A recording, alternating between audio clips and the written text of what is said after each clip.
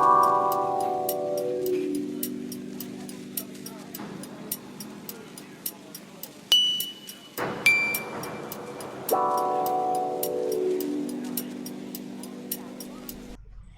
there students, welcome back to this video series. We are continuing our previous lecture of report writing. This is your instructor Dhruvi Bhatt, and today we would be discussing various aspects of report writing which we missed in the last lecture. Starting with different stages of report writing. Report writing is divided into various stages. We will discuss each of these stages in detail. First of which is pre-writing. Before you actually start writing, there is huge lot of exercise to be done. What are the steps which you should need to take care of? Firstly, understand the purpose and scope of the report. For what purpose the report is being written and what is the scope of the report. Purpose entails that what are different topics which will be covered in this report, and scope will make sure about the detailing of those topics, about how much that particular topic is explored. So remember the difference between the purpose and the scope. Purpose is what all will be covered and scope is how much it will be covered. I hope you will remember that. Before writing the report, first you need to understand the purpose and scope of your report. After you get to know the purpose and scope, you need to analyze the audience. This, students, is a very important stage. How the report will be is totally dependent upon the audience for whom you are going to write the report. What all things do you need to analyze for the audience? Firstly, understand that what is the type of the audience, or who is the audience. Whether there can be three types. Whether the audience is an expert, an executive, or a non-specialist. These are the three types of audiences for whom you might write the report. Let us understand the difference between these three types. The experts are the people who know the product in and out about which the report is written, who know the theories very perfectly, who have been the part of making this product or who have been the part of making this theory, who are very much aware of everything surrounding this report, are the experts. Then, who are the executives? Executives are the people who are responsible for all the related activities of this product for which the report is created. Like, they might have done either manufacturing, or they might have done either marketing or sales of the product. Executives are the professionals who do not know everything, but they are part of the process for which the report is written. Third are the non-specialists. Non-specialists are laymen like us who do not know anything about the topic about which the report is written.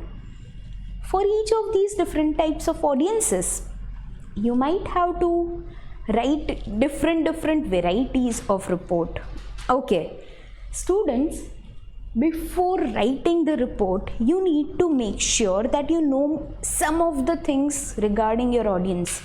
First, I already told you that you must know that whether the audience is an expert, whether the report is written for an expert, an executive, or a non-specialist. Depending on that, the vocabulary will vary. The contents of the report will vary. Secondly, you need to know the expectations of the audience from the report. You need to know that how much knowledge, how much information is already there with the audience and how much more do you need to impart. Like, for example, if you are writing a report on how to use Microsoft Office tools, then you must first analyze that what are the things that the audience already know. if you include in your reports the things that they already know, then there is a possibility that they might get tired or bored reading your report.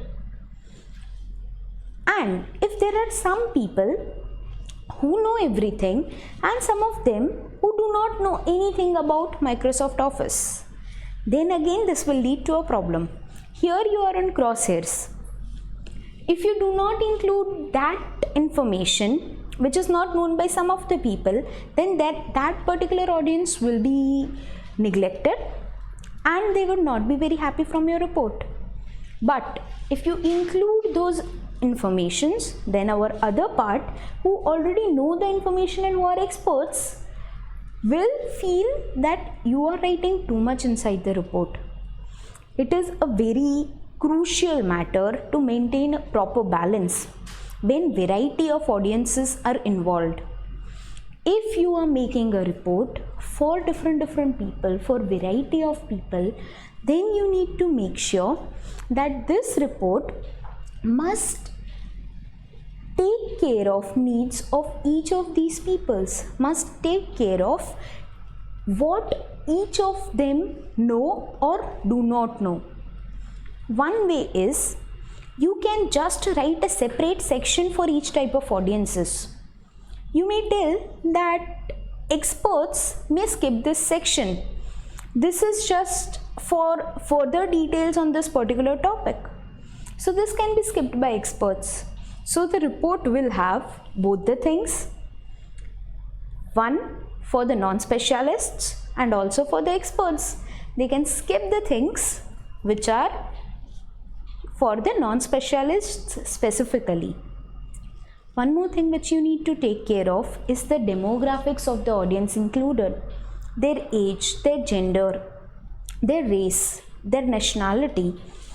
All these things must be taken care of. Again, their technical background, their educational qualification. All these things would matter a lot when you are writing a report. When you are writing a report for an uneducated person, you need to make sure that it contains more illustrations, more images, so that it makes it easier for the person to understand. You would have seen instruction manuals.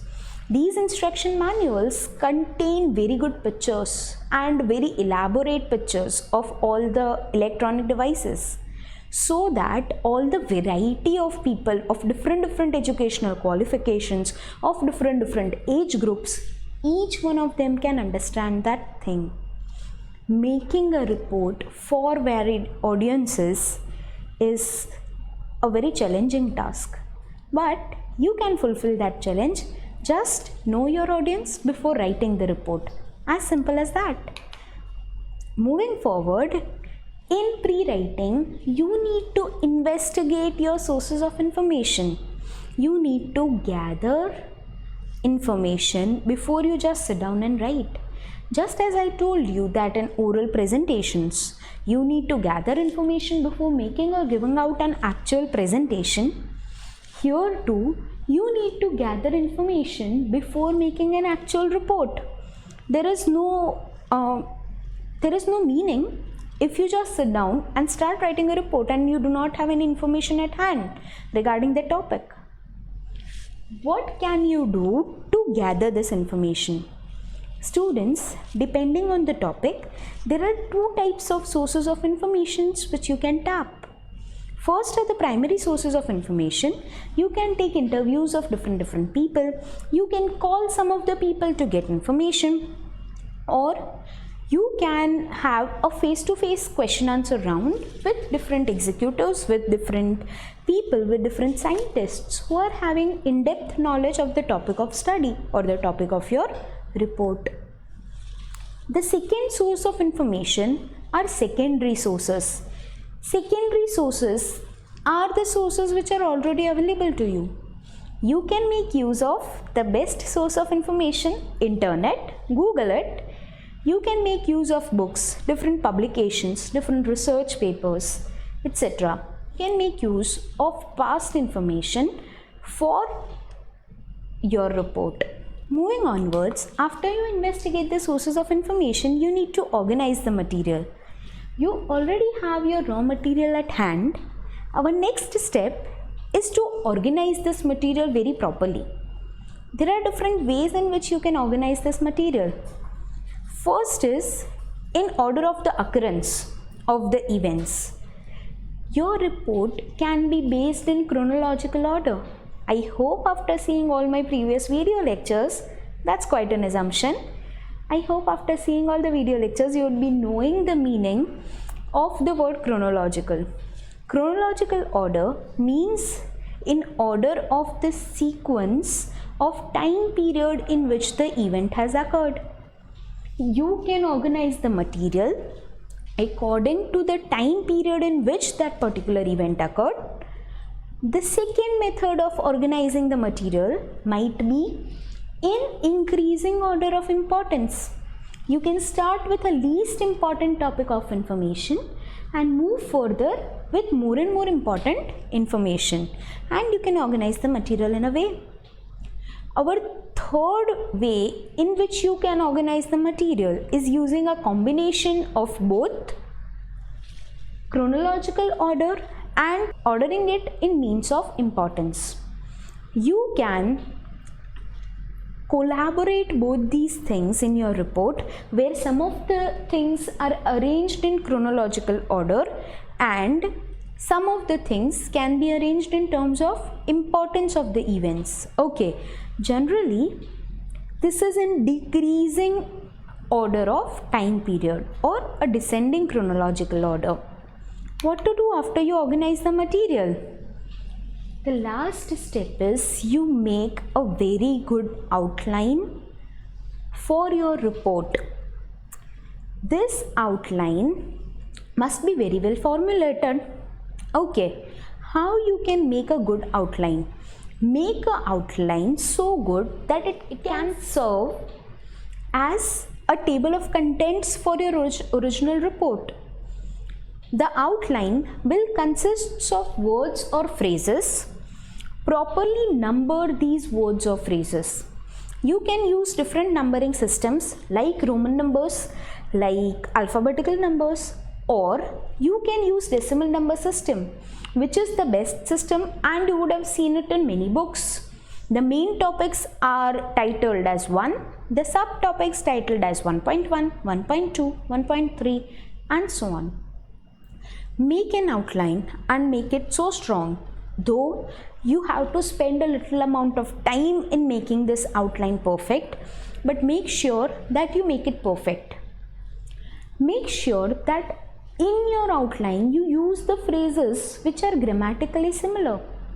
For example, in all the subtopics, if one of the word is a noun, make sure that all the words used are in noun form only. They are not in verb format or an adjective format. Okay, make sure that they grammatically sync together. You can read them properly. Make sure that all the topics are in good coordination and subordination. What is the difference between coordination and subordination? Coordination means each and every main topic must have exactly equal importance. Subordination means all the subtopics must be properly pertaining to main topic. They must not go wayward from the main topic, right? For example, if you are writing advantages of computer, disadvantages of computer, applications of computer, if computers have two applications, like in education forms or in construction forms, okay, then you will give a main heading applications of computers, and inside that you will include the subheadings as education and construction forms. You will not include advantages and disadvantages in the main heading application. Advantages and disadvantages would be forming a different heading. You will get quite a grip of it by practicing. So keep practicing in making an outline.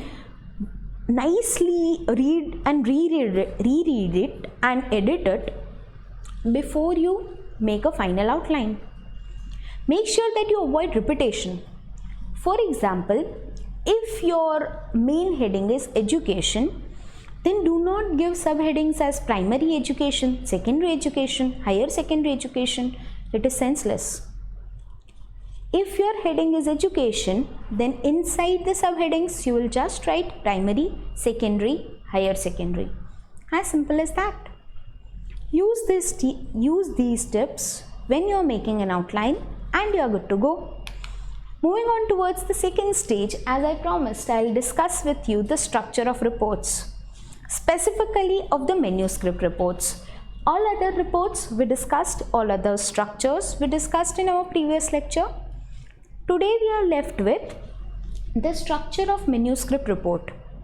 Students, here I would be mentioning different elements which should be there inside a manuscript report in a proper sequence, of course, but it is not necessary that each and every report must compulsorily have all these elements.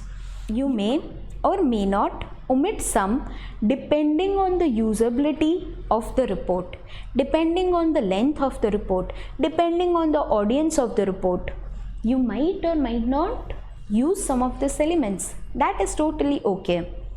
But these are the basic elements which form the structure of manuscript report. They are basically divided into prefatory parts. Prefatory parts are the parts which are to be used before the actual report begins. They are like an introduction or like a transmission to the report. Like, I cannot just come here and start talking about the topic. In written communication too, you cannot just start with introduction of the topic, or you cannot just start with the topic itself. You need some transition to the topic. The prefatory parts provide you this transition towards a particular topic. After you transition to the topic, you move to the main text of the report. Main text is the actual body of the report. Here you will include everything which you require in the report. Moving on, our third parts are supplementary parts. As you need a good start, so you need a good end. These supplementary parts would support your report perfectly, and they would make sure that your report do not have any hanging parts or any hanging things left anywhere. The last part and the fourth part are optional elements. These elements may or may not be used, and they are totally optional. As I already told you, all of these elements are optional, but these elements are more optional in nature. Okay, they are generally not utilized unless specifically needed. Let us understand each of these elements in detail here, starting with, of course, the first prefatory parts. As I already told you, it provides an introduction to your report. What does this part consist of? The first thing which it consists of is the cover page. The cover page actually guards your report. It must be consisting of, as you can see here, it must be consisting of the title of the report, for whom the report is prepared, and it must have the logo and name of the organization for which the report is made. Cover page will make sure that writer, before reading the report, gets the basic knowledge about the report. Okay, gets to know the basic terms about the report. Make sure that on the cover page, left side, you mention the type of report, whether it is urgent, whether it is confidential, whether it is not urgent, or whether it is for the public. On the right, you will mention the report number. If your organization continuously or periodically writes some report, then it would be maintaining a sequence of report numbers. So, look into that sequence and mention the report number as it is done here. Moving onwards to the next element of prefatory part, this is a title page. Title page almost has similar elements as compared to the cover page. But along with that, two things are mentioned. First, the name and designation of the person for whom the report is prepared, and second, the authority or the signatory body who signs in the report.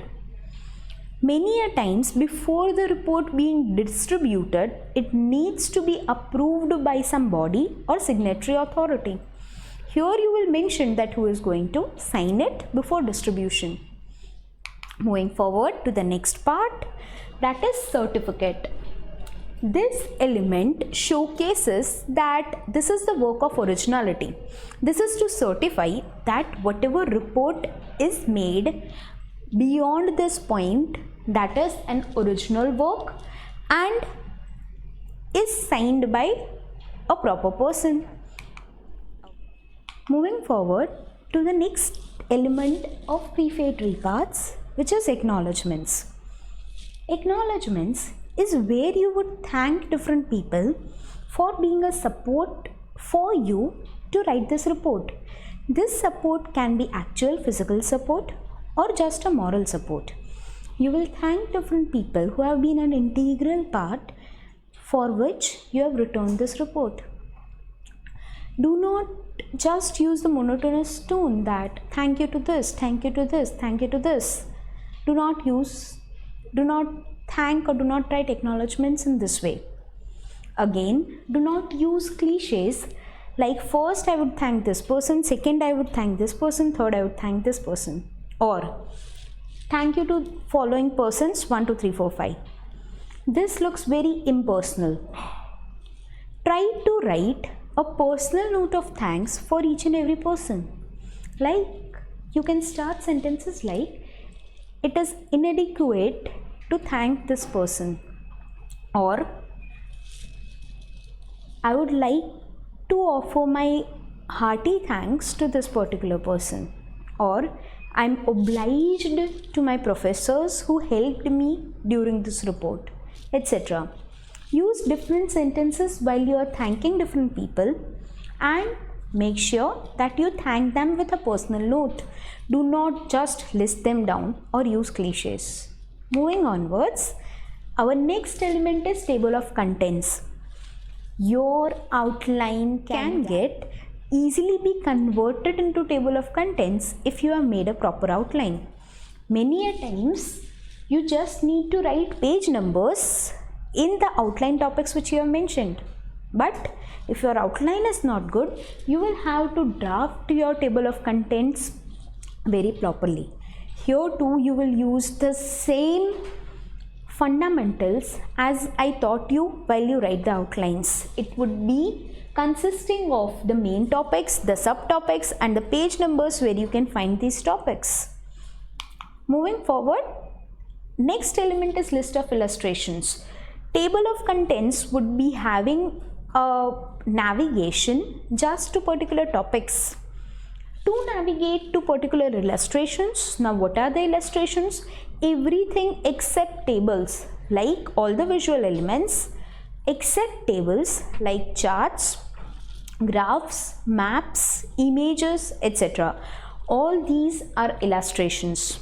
You will give out the page numbers to where these illustrations are, so people can directly navigate to that illustrations.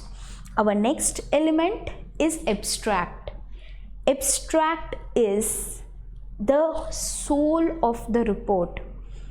I would suggest you one thing, write the abstract at last, though it is to be placed in front of the report before the report starts, but write it at last, because only then you will be able to justify the abstract. Abstract is a very short description of the entire report. Its size is only 2 to 5% of the report, and in such short size you need to include all the elements, everything about what your report discusses. So you need to write an abstract very skillfully. Better is write it at last. It would give you a proper view. Moving forward, our next parts are of main text. We are completed with prefatory elements. Our next elements will be belonging to the main text, first of which is obviously introduction to the report. Introduction will consist of all these things. First and foremost, background of the report, where you got the knowledge for writing this report, from where you got the need of writing this report, why are you writing this report. Second is purpose and scope of the report. You identified the purpose and scope of the report in your pre-writing. Here you will mention the purpose and scope. As I already told you, purpose is what for, to identify which topic this report is written. Scope is how much to dwell into this topic. Our third thing which you would mention is authorization, which is the authoritative body who has stamped upon this report, who has checked upon this report, and who has told that this report is original work. Next, you will mention in the introduction part that what are your different methods of gathering data. From where did you collect data? Which books did you check through? Whose interviews did you take? Etc. Next, you will give out the general plan for development of the solution, the methodology by which you can solve the problem mentioned in the report.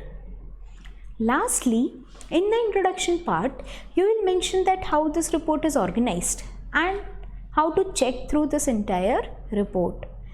These are the basic things which you would include in the introduction of your report, but keep it short and simple. Moving onwards, this is our basic heart of the report. Here is where all the discussions of the said topic take place.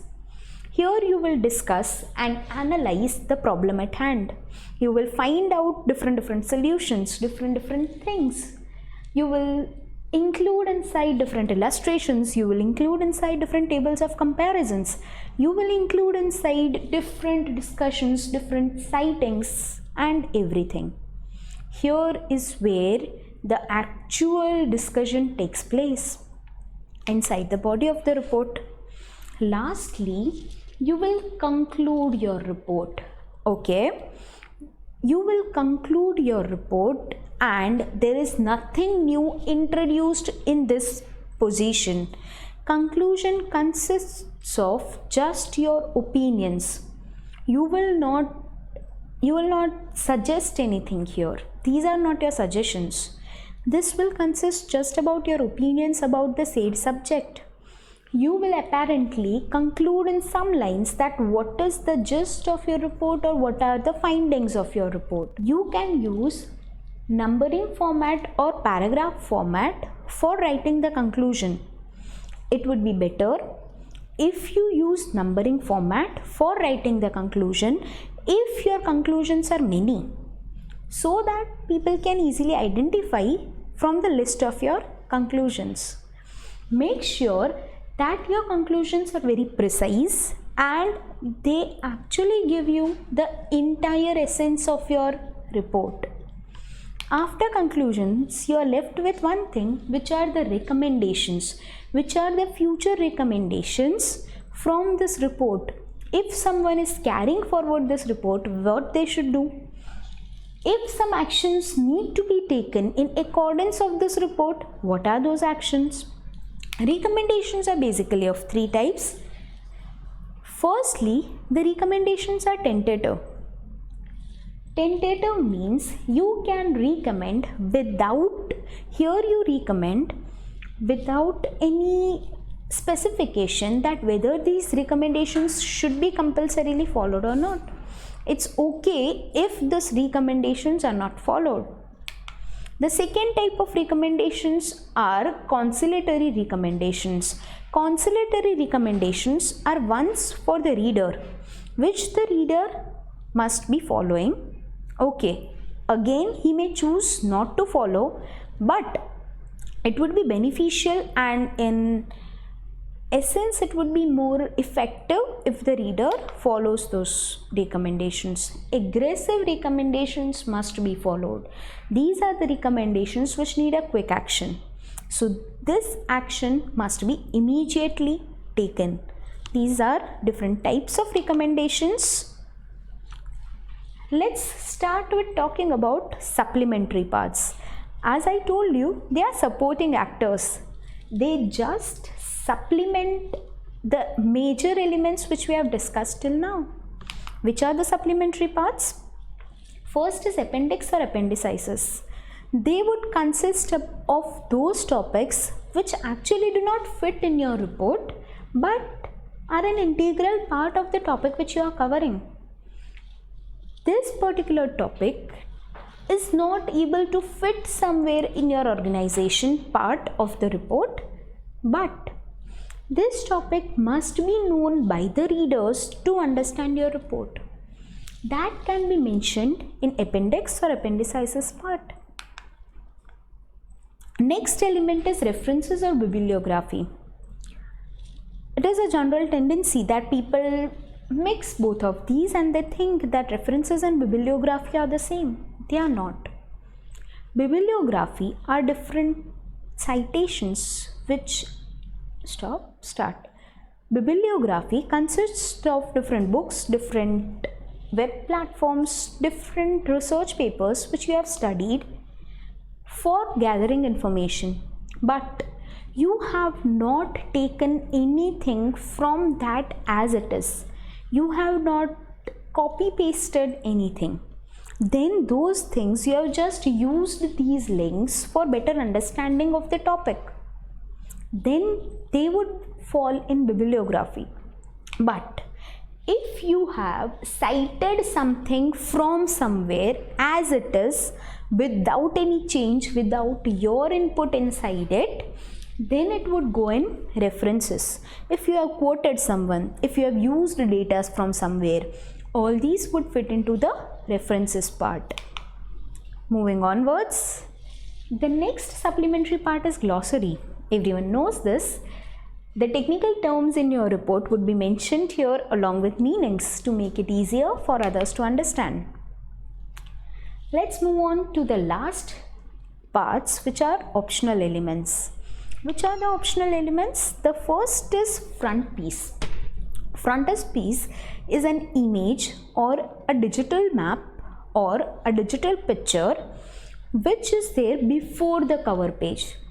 It guards your report.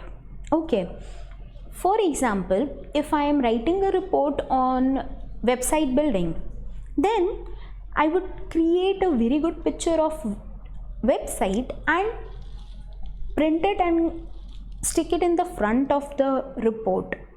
Okay, it is an image which acts as the front page of my report. This is known as frontispiece. Yes, again it is optional, but it protects your report, and secondly, it creates attraction for the reader to read. Most of the people judge the book by cover. Wrong practice, but make the cover beautiful. Secondly, our optional element is letter of transmittal.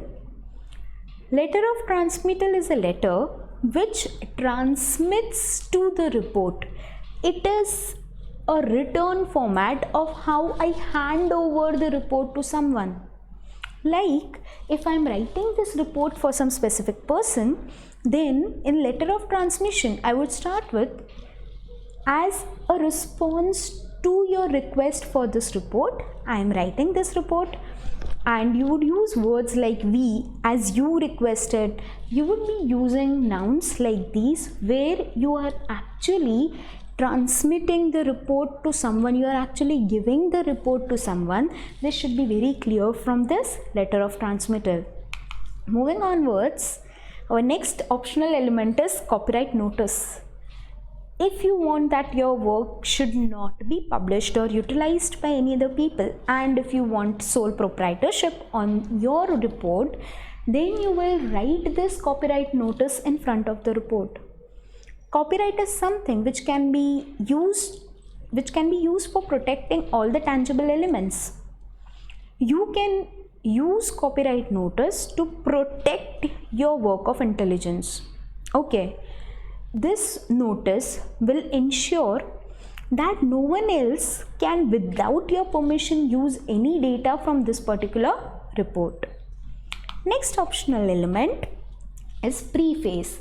It is just like a letter of transmittal, but it doesn't actually transmit. It includes everything of the report, for whom the report is written, what was the purpose of the report, how the report is written, why the report is written, etc. But it doesn't actually transmit. Otherwise, both of them are one and the same. The next part is summary. Summary is just like an abstract, but the difference is abstract is just 5 to 10% of the report, but summary is 10 to 30% of the report. Summaries are usually included at the end of the report after conclusion and recommendations are completed. You will summarize your report, that you will write that what is written inside the entire report in the length of 10 to 30% of the report. Okay, it is both qualitative and quantitative in nature. One more thing which you can include in your report is index, where alphabetically each and every word is mentioned, and along with that the page number on which that word is found, that topic is found, is mentioned. This makes it easier for the readers to browse through your report. It is a useful element. That's it about the structure of the report. Let's see what are different types of reports. The first type of report is introductory report. As the name suggests, it just introduces the topic. It just gives an introduction about a particular topic. It skims through the topic. It doesn't go into much detail. The next type of report is progress report. Progress report, as the name suggests, shows the progress till date about any particular thing. Like if there is a construction site going on, what is the progress till date in construction of the bridge? That is a progress report. Or if there is some software going on, how much software is completed, how much development is already done, how much development is remaining, that is a progress report. The third type of report is incident report. This particular report defines an incident to a person, and by reading the report he must feel as if he was just present there.